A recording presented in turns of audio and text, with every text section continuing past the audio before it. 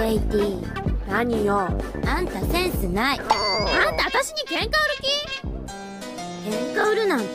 ケイティ、あんた教養もセンスもない上に品もない。あんたにそんなこと言われる筋合いはないわよ。ダイエットって大抵胸から痩せるんだよね。違う。